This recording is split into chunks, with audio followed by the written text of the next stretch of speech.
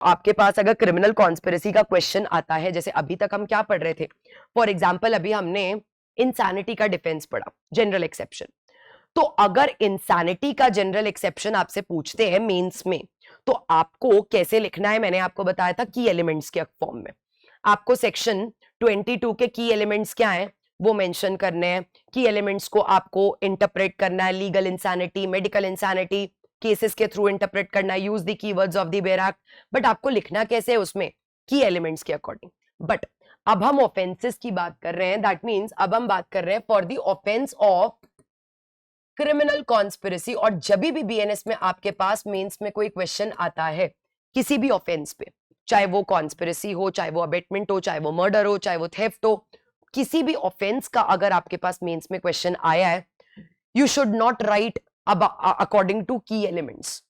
तो फिर आपको अपने आंसर में की एलिमेंट्स के फॉर्म में नहीं लिखना है, आपको सेम ही रूल अप्लाई करना है, use your own language but use the keywords of the bare act.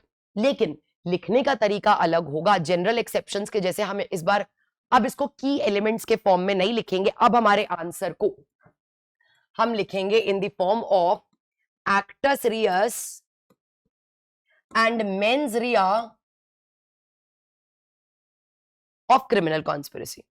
मतलब अगर आप section 61 that is criminal conspiracy को अगर आप डिफाइन कर रहे हो, तो आप ये नहीं लिखोगे following are the elements according to section 61, following are the essential ingredients according to section 61।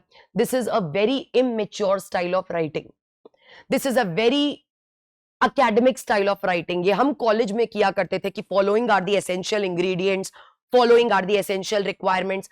हमें अपने मेंस एग्जामिनेशन, कॉम्पिटिटिव एग्जाम के मेंस एग्जामिनेशन में इस तरीके से नहीं लिखना।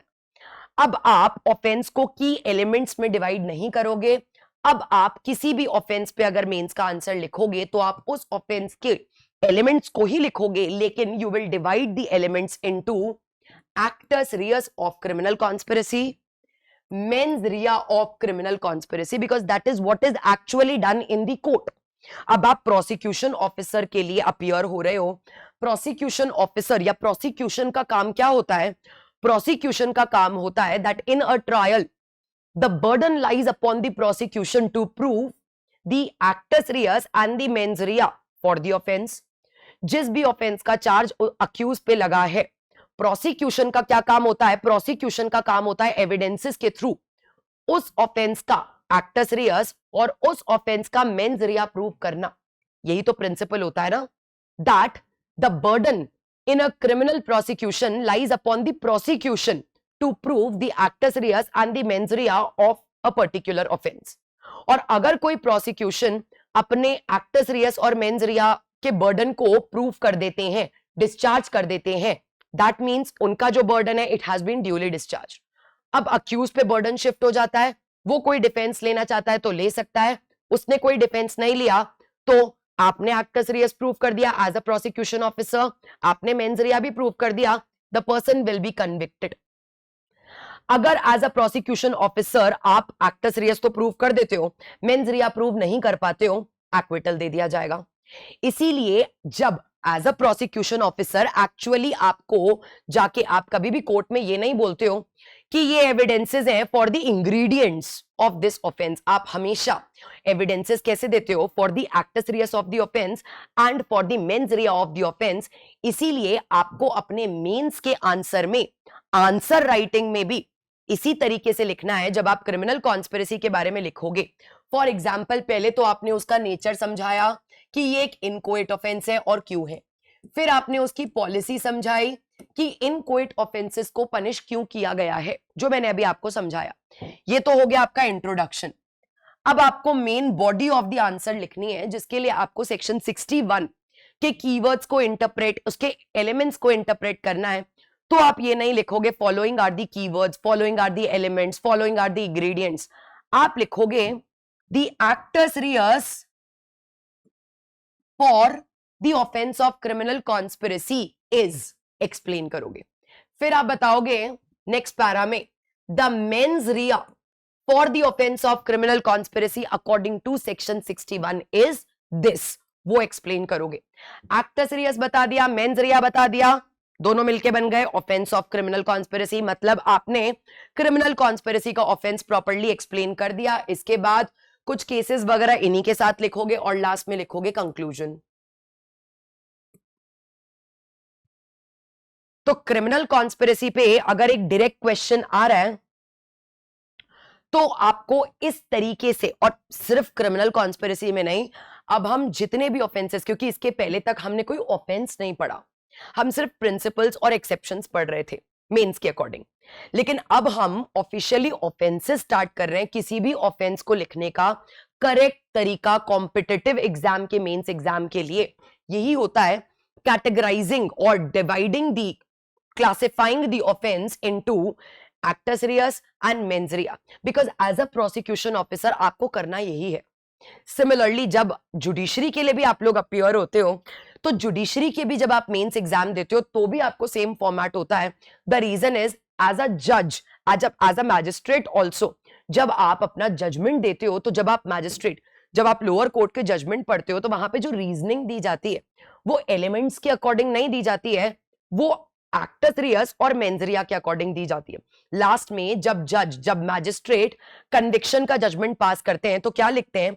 ही rights that the prosecution has successfully proved the actus reus and the mens rea of the offense of theft, and thereby the accused is convicted for the offense of theft under section this। तो हर जगह पे अब आपको acts Reis और mains रिया में ही offence को divide करना है, और इसीलिए मैं आपको पढ़ाऊंगी भी उसी तरीके से, ताकि आप वही कंटेंट अपने आंसर में यूज कर सको। Do not right the exact definition, that means do not use the exact terms, exact words of the bare act.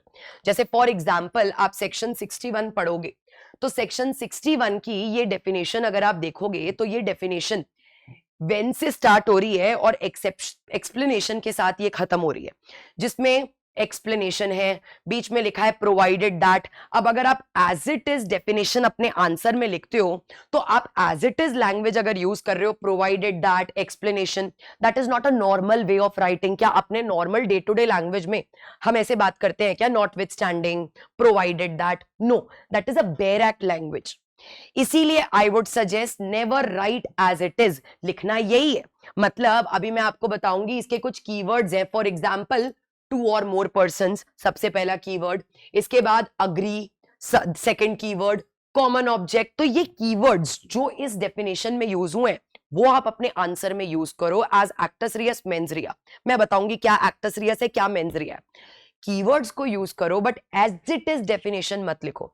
मैंने कई सारे स्टूडेंट्स देखे हैं, उनकी कॉपीज भी देखी है, वो क्या करते हैं, इन्वर्टेड कॉमास में कोट करके एज इट इज डेफिनेशन लिखते हैं। डोंट डू दैट, क्योंकि बाद में डेफिनेशन लिखने के बाद आप उसको एक्सप्लेन करोगे, then why to waste time. एक तो उससे टाइम वेस्ट होगा, स्पेस वेस्ट होगी, प्लस कई एग्जामिनर, फॉर एग्जाम्पल अगर मेरे जैसा कोई एग्जामिनर है, I will definitely be annoyed किसी स्टूडेंट से अगर उसने एज इट इज डेफिनेशन लिखी है, क्योंकि अगर मुझे डेफिनेशन देखनी है, I can refer to the bare act. I want conceptual clarity in your answer. For that purpose I would appreciate अगर आप मुझे जो आंसर दे रहे हो उसमें आपने इंटरप्रिटेशन लिखा है using the keywords, but writing the interpretation of the bare act, that is more important.